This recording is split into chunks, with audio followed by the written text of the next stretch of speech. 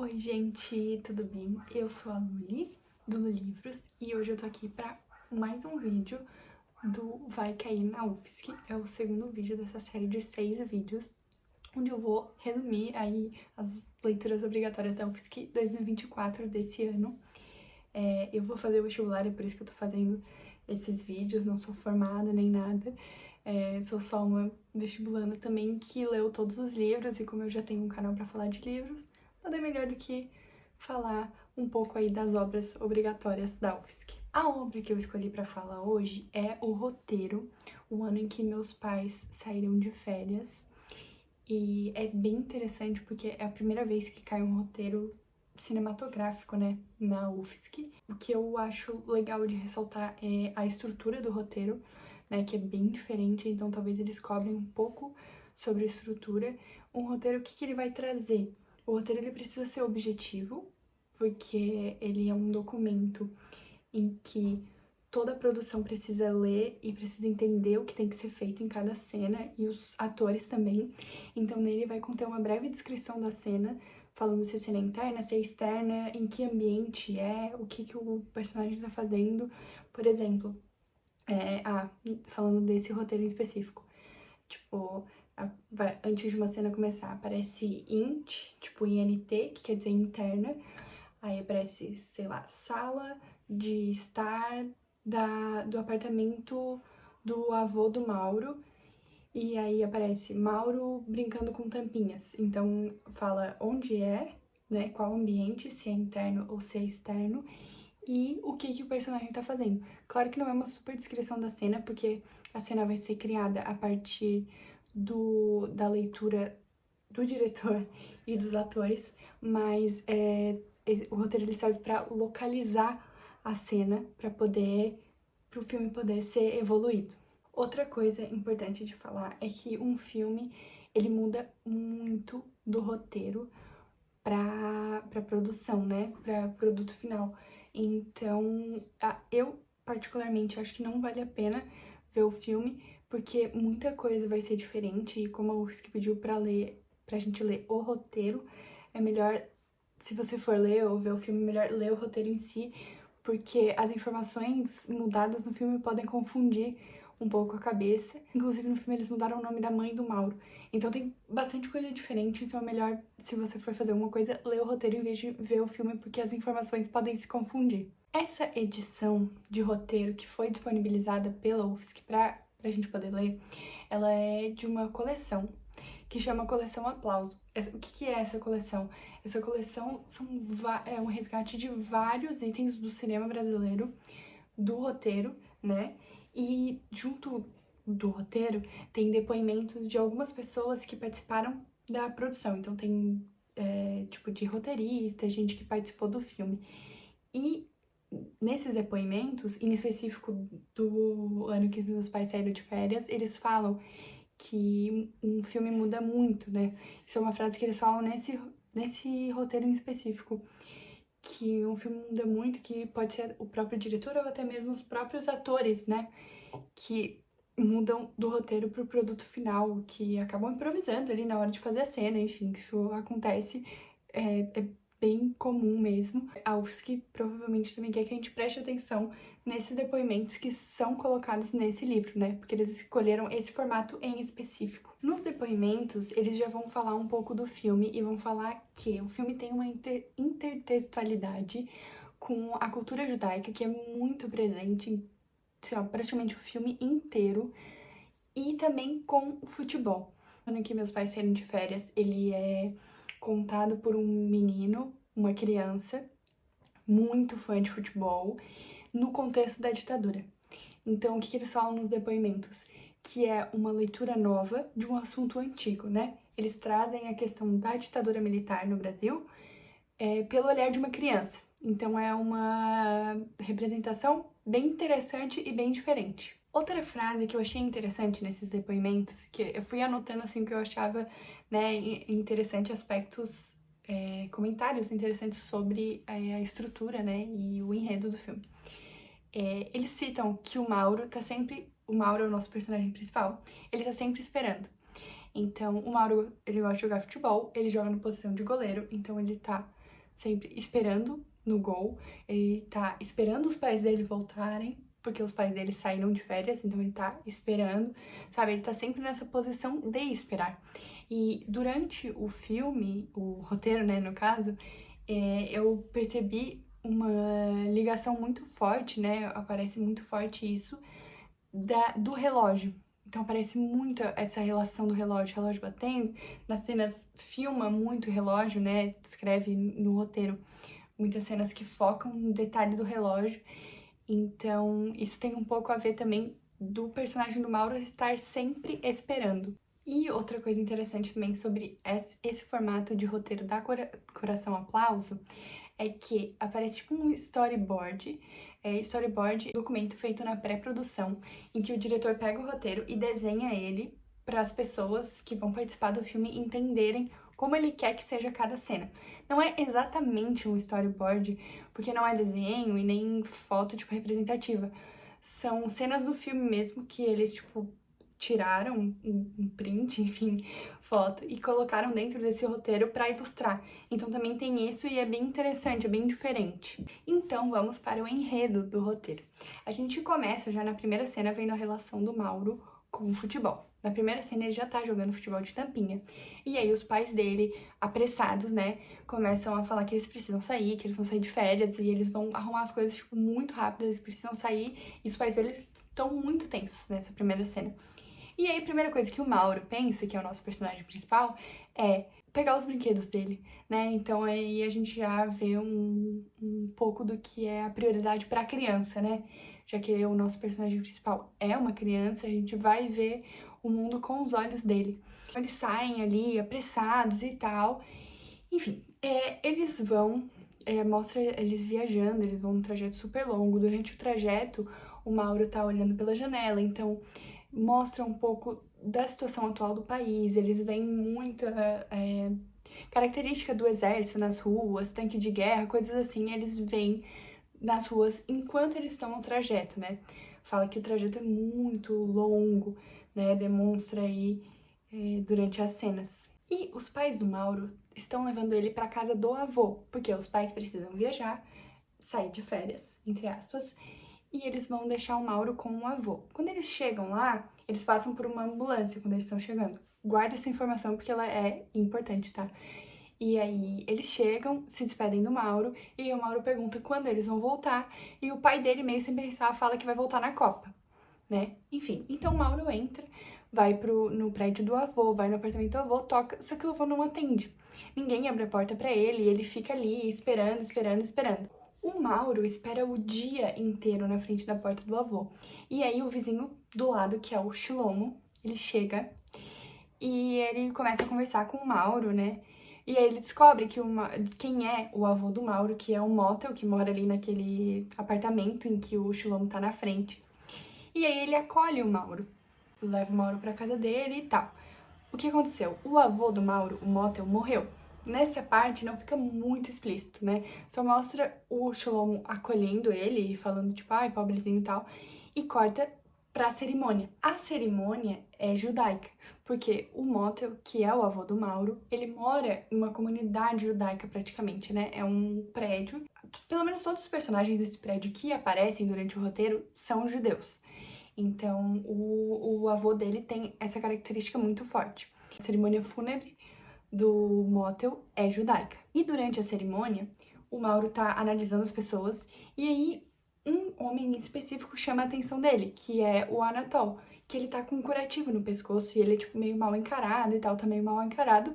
E o Mauro começa a olhar aquele curativo e aquilo chama a atenção dele. Então, começa uma série de flashbacks. E nesses flashbacks a gente vai acompanhar o Anatol quando ele estava sem curativo no pescoço e ele vai até o barbeiro, que é o avô do Mauro, o Motel, ele é a profissão dele, barbeiro. Enfim, ele chega lá no barbeiro e aí enquanto tá mostrando esse flashback, vai intercalando com outros flashbacks de cenas do pai do Mauro. E aí, esses flashbacks tem a voz do Mauro em cima, que chama voice over. Quando isso acontece no roteiro, vai estar VO. né? E o que que isso quer dizer? Que vai estar passando uma cena e o personagem que estiver falando, ele vai estar, tipo, narrando em cima. Ele não vai estar na cena. E é o que acontece durante esses flashbacks. Enquanto eles estão acontecendo, enquanto a gente tá vendo a cena, acompanhando o Natal indo no barbeiro, a voz do Mauro tá em cima das cenas. E aí, no voice-over do Mauro, ele revela que o pai dele não falava com o avô. E que ele morreu sem falar, né? O avô morreu e os pai dele e o avô ficaram sem se falar, né? E aí ele fala uma frase exatamente assim: a mamãe falou que eles iam se resolver, mas agora já não dá mais tempo, né? Então o que que isso demonstra? Aconteceu alguma situação em que eles ficaram sem se falar e agora o Motel morreu e não tem mais como eles se falarem, né? Não tem mais como se resolver, não tem mais como voltar atrás. E aí, nesses flashbacks, a gente vai entender que aquela ambulância, lá no começo, quando eles estavam chegando no apartamento do avô do Mauro, era a ambulância que estava levando o avô do Mauro para o hospital.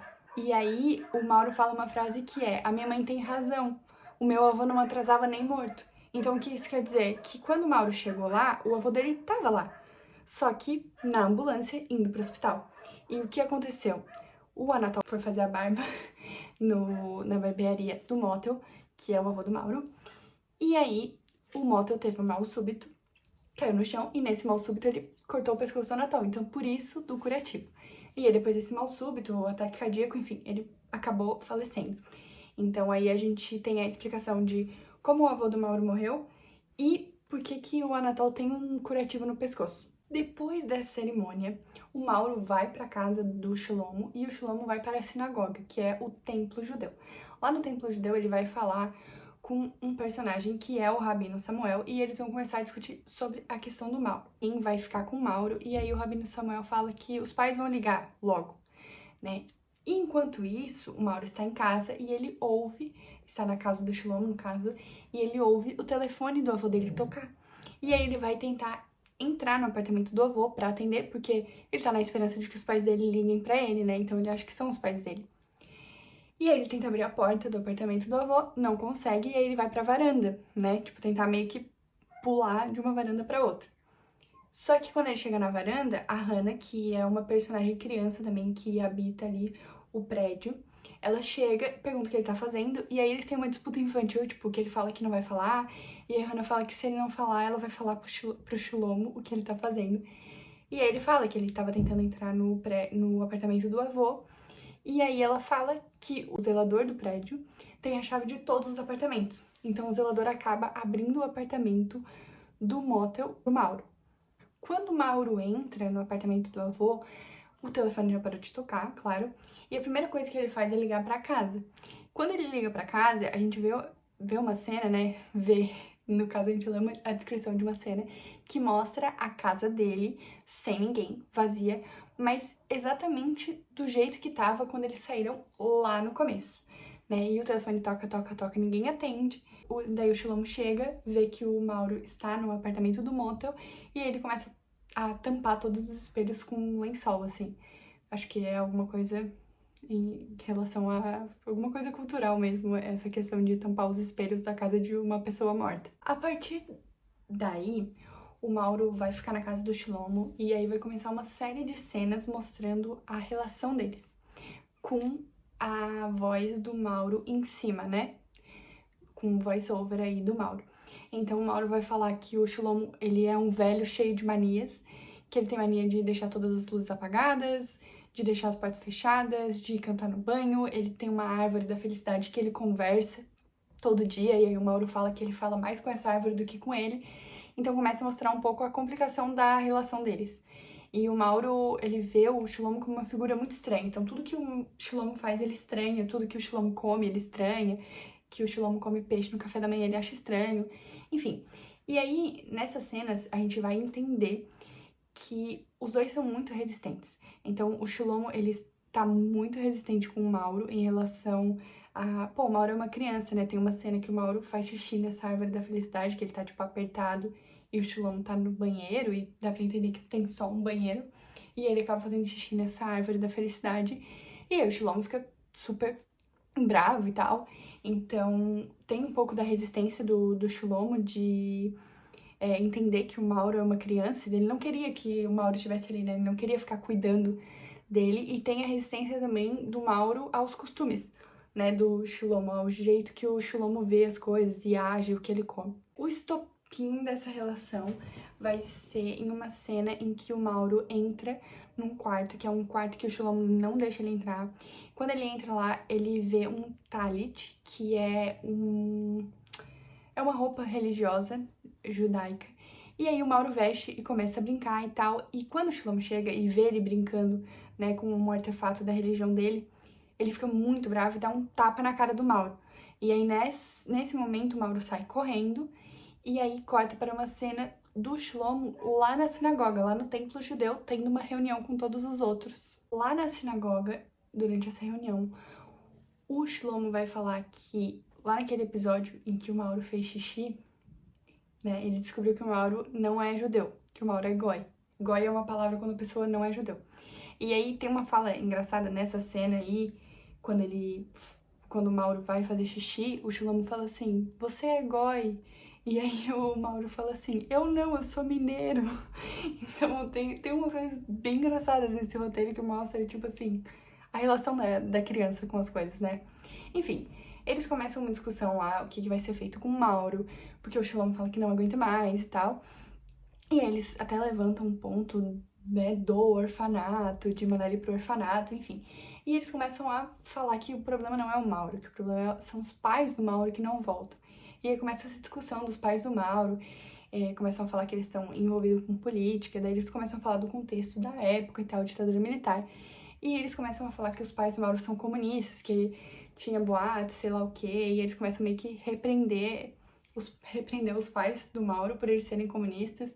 Enfim, eles vão... é um burburinho geral ali, mas no fim de tudo, o Rabino Samuel, que é um personagem que já apareceu algumas outras vezes, fala pro Shlomo que ele vai ter que cuidar do Mauro, que ele não pode fugir disso, né? Que, tipo assim, Deus quis que ele cuidasse do Mauro e ele vai ter que cuidar do Mauro, que ele não pode fugir. Quando o Shlomo chega da sinagoga, ele procura o Mauro e o Mauro não tá na casa dele e nem as coisas do Mauro estão lá. E aí ele descobre que o Mauro está no apartamento do motel, só que a porta tá trancada, e aí ele vai lá, bate, tenta fazer o Mauro sair, o Mauro fala que não vai sair, que não quer sair, enfim, o Mauro passa a noite sozinho, ele fica com muito medo durante a noite, ele olha pra janela e vê um jovem pichando o muro com abaixo a ditadura, então mais uma característica aí que mostra o contexto em que o roteiro se passa. E, enfim, ele acaba dormindo no outro dia de manhã, quando ele olha pela janela, ele vê que as lojas estão decoradas com bandeiras do Brasil. E o que quer dizer? Que a Copa está chegando, né? Então, mais uma característica aí do tempo que é situado o roteiro. Depois disso, a Hannah, que é aquela criança que habita o prédio, ela vai lá e bate na porta, enfim, fala com o Mauro pela porta, porque a porta tá trancada, ele tá trancado dentro do apartamento, né? Ele se trancou lá. E ela chama ele pra almoçar. E aí o Mauro fala uma frase bem interessante que é... Vou ler aqui porque eu não sei de cabeça não. Meus pais me abandonaram, meu avô morreu, o vizinho me batendo, quem é que vai pensar em comida numa hora dessas? Então ele nega aí o convite da Hannah pra almoçar. Depois disso, ele vai tentar fazer o próprio almoço, e aí ele acaba queimando a comida e queimando a mão, né? Então, dá bastante pena. E aí, depois disso, a Hannah entra no apartamento com a chave do zelador. E quando ela entra, ela vê a mão dele, né, ferida ali, e vê que ele tá machucado. Então, quando a Hannah tá ali, o Mauro faz um pedido pra ela comprar 20 figurinhas dele. Porque ele tava brincando com as roupas do avô e ele acha dinheiro no bolso de uma roupa. E aí é esse dinheiro que ele dá pra Hannah comprar pacote de figurinha pra ele. E aí, nesse momento, a Hannah convence ele a sair de casa. E é a primeira vez que ele sai, né, de casa desde que ele se trancou. E eles vão pro depósito da loja da mãe da Hannah, né? Na verdade, eles encontram primeiro os amiguinhos lá da Hannah, e aí começa um questionamento das crianças, falando se o Mauro, né, é um menino que é goi, e tem outros que falam, é tu que teus pais abandonaram, e outros falam, não, os pais dele foram presos, os pais dele são de férias, então começa esse burburinho aí das crianças que também estão inseridas nessa comunidade em que o Mauro está inserido. O Mauro fica quieto, ele não fala nada, e aí eles vão para esse depósito da loja da mãe da Hannah. O que acontece nesse depósito? A Hannah cobra para as crianças irem lá assistir o provador. Então tem buraco nos provadores e aí ela cobra para eles ficarem lá espiando as mulheres trocar de roupa. Bem diferente.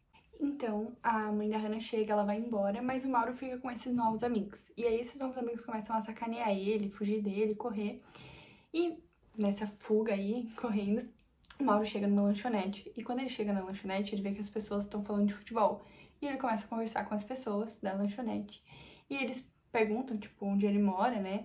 E aí ele fala que ele é neto do Motel e tal. E aí na lanchonete tem um personagem que tá lá que é o Ítalo. O Ítalo é um jovem universitário e é o mesmo que estava pichando o muro que o Mauro tinha visto antes pichando o muro. E o Ítalo, além disso, ele é amigo do Daniel, que é o pai do Mauro. Então, guardem essa informação, porque o Ítalo, ele é um personagem importante que ele vai voltar a aparecer aí mais pra frente. Lá na lanchonete, o Mauro fala que tá perdido. E aí a Irene, que é a filha do dono da lanchonete, que trabalha lá também, fala que vai levar ele pra casa. Durante esse caminho, a Irene chama o Mauro pra assistir os jogos da Copa na lanchonete. Falta uma semana, né, pra Copa.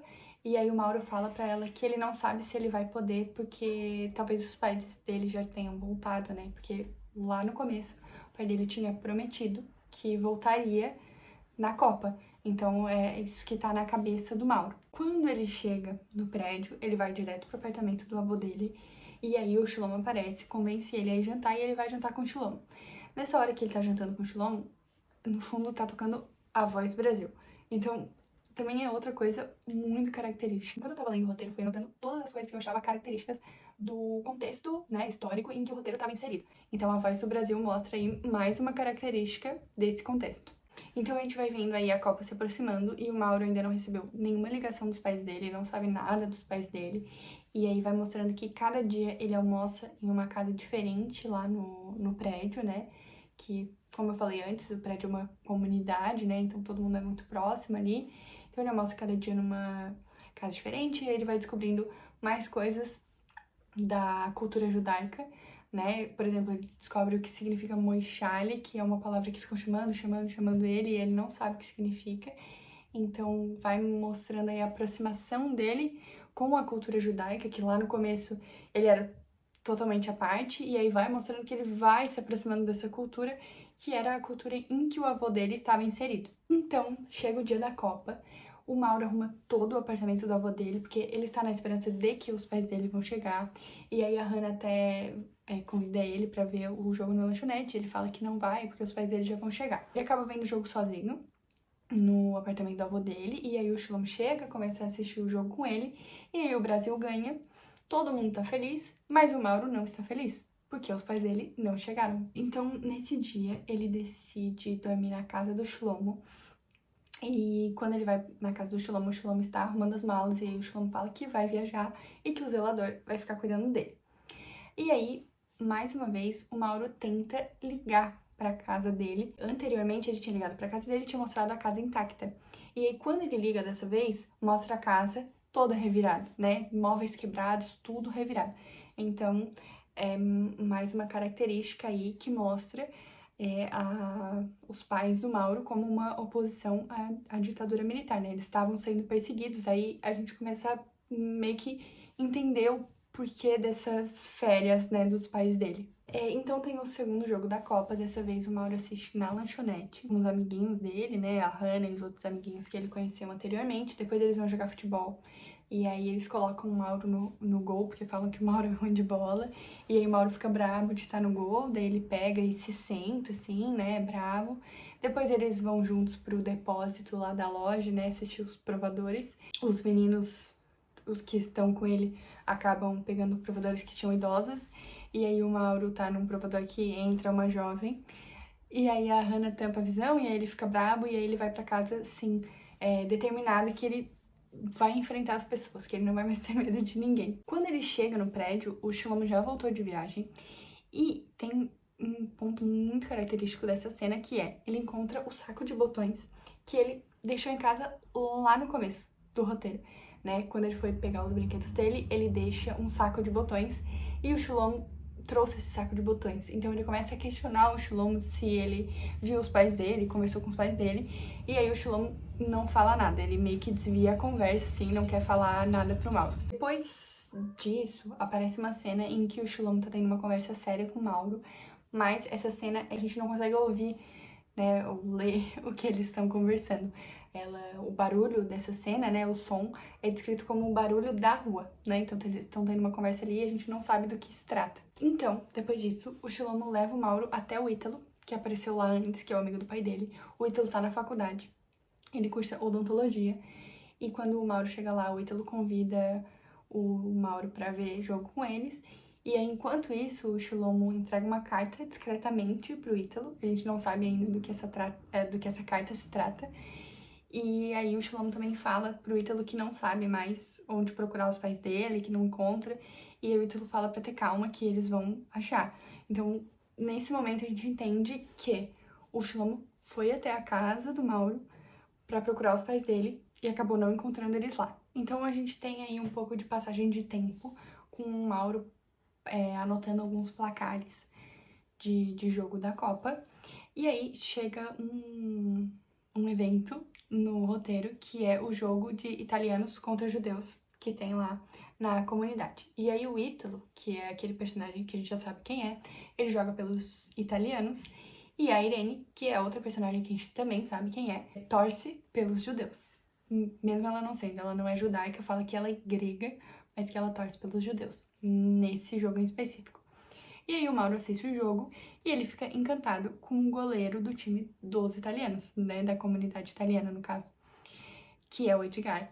O Edgar, ele é negro, e aí o Mauro fala que ele quer ser negro e voador que nem o Edgar, que é o goleiro, que ele é, tipo, muito bom e tal. E aí, a partir desse momento, Mauro começa a treinar pra ser goleiro, né? Então, lá no começo, quando botaram ele no gol, ele ficou bravo, mas depois de ver o Edgar sendo um bom goleiro, ele se inspirou aí e passou a gostar da posição. Durante esse jogo, o Shulomo conversa alguma coisa com a Irene e com o Ítalo, e o Mauro fica interessado, mas ele não consegue ouvir o que eles estão falando, né?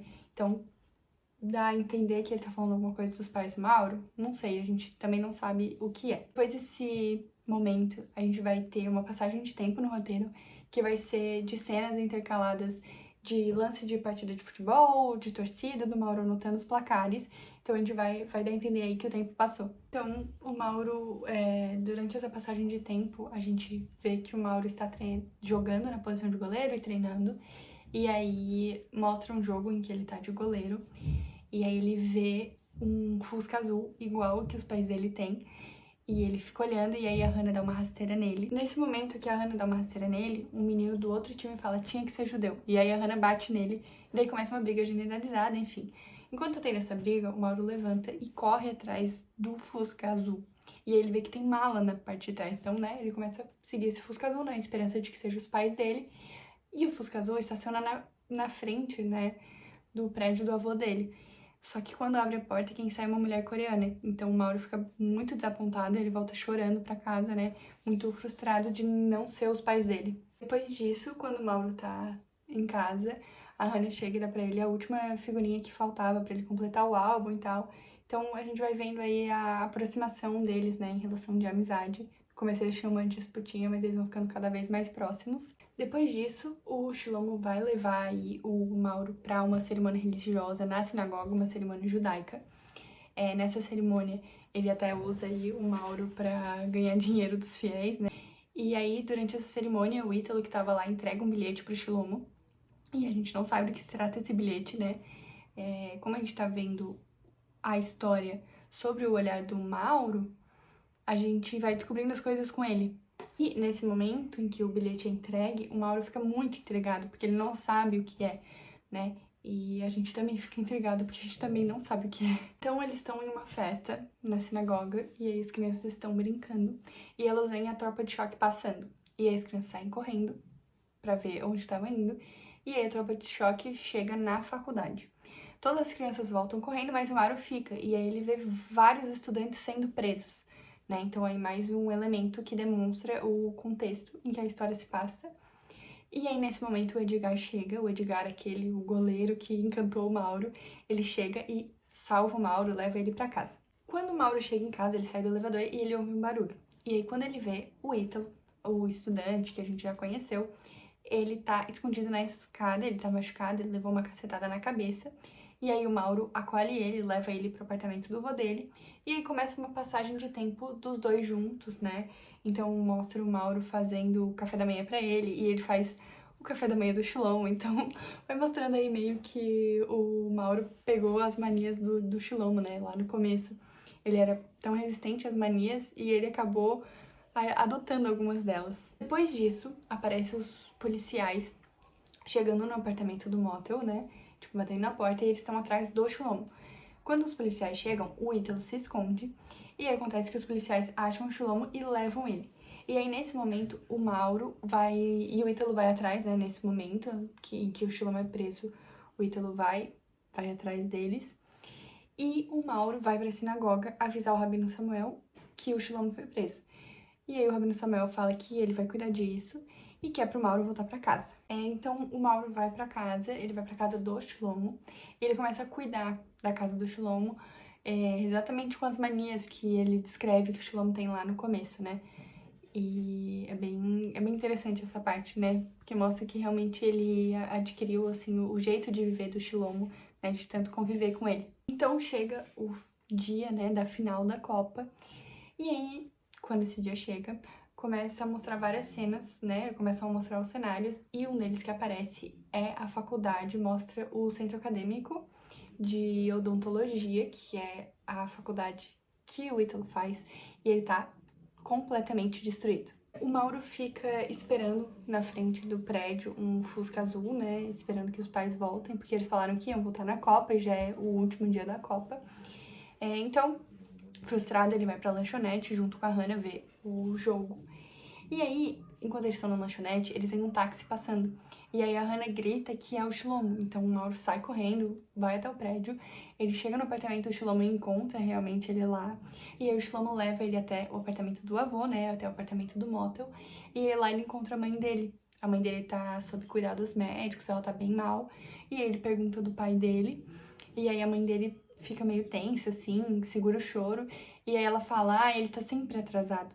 Então, mais uma relação aí do roteiro com o tempo, né? O Mauro tá sempre esperando, o pai dele tá sempre atrasado, e o vô dele não se atrasa nem morrendo. Então, o Brasil ganha, todo mundo comemora, as pessoas começam a soltar rojão. E aí, quando começa a soltar rojão, a Miriam, que é a mãe do Mauro, ela se assusta. E aí o Mauro fala, calma, é só o Brasil. Essa frase tem tantas camadas. Quando eu li, eu fiquei pensando assim, ó, por quê? Por que a mãe dele se assustou? Porque ela se assustou porque estavam perseguindo ela no contexto da ditadura. Quando ele fala calma, é só o Brasil, eu fiquei assim, ó, essa frase foi muito sensacional. Porque quem tá perseguindo ela são os militares brasileiros. E quem tá comemorando é o povo brasileiro porque o Brasil ganhou. Então quando ele fala calma, é só o Brasil, na hora que ela se assusta, eu achei essa frase muito sensacional, tá? Eu achei, tipo, caraca, tem muitas camadas mesmo. Então, a gente, depois, né, disso tudo, a gente vê uma cena em que eles estão arrumando as malas, então dá a entender que o Mauro vai embora. E aí tem uma despedida pro Mauro no prédio, o Shlomo fica super melancólico, então daí a gente entende, né, que eles realmente criaram um elo, né, que lá no começo o Shlomo queria mandar ele pro orfanato, não queria ele ali, não queria cuidar dele, e eles acabam desenvolvendo uma relação super próxima. Então, eles entram no táxi e vão embora. E aí, nesse momento, a voz do Mauro, né, é narrada assim, tipo um voice-over, e ele fala uma frase bem interessante que eu vou ler pra vocês, que é: e sem querer e saber, virei um exilado. Acho que exilado é quem tem um pai tão atrasado que nunca mais volta, né? E aí, enquanto eles estão no táxi indo embora, o Mauro vê os amigos jogando futebol, daí ele para o táxi, desce, faz uma defesa e, enfim, faz uma defesa e pega a bola, e aí acaba o roteiro. Enfim, gente, essa aí é a história, é o enredo do roteiro. Espero que eu tenha ajudado vocês a entender um pouco da história, a entender um pouco da estrutura. Eu acho que essa questão do roteiro é capaz da UFSC cobrar mais a questão de estrutura, né? Porque eles nunca cobraram antes. Estrutura de roteiro eles já cobraram, assim, de teatro, mas de cinematográfico nunca. Então, esse roteiro é bem interessante. E, enfim, espero que eu tenha ajudado vocês de alguma forma. Se inscrevam no meu canal para ficar por dentro aí das coisas. Depois eu acho que vou voltar a fazer vídeo regularmente de outros livros que eu leio. Eu vou deixar aqui embaixo o link da playlist. Vão ter todos os vídeos, né? Esse é o segundo de 6. Então fiquem ligados aí. Me sigam no Instagram, no TikTok, para ficarem por dentro aí quando eu for lançar os próximos vídeos. É isso, gente. Bons estudos. Uma boa prova pra vocês. Não sei quando vocês estão vendo esse vídeo, vai que é exatamente antes de fazer a prova, né? E bons estudos, boa prova e muito obrigada por ter ficado até aqui.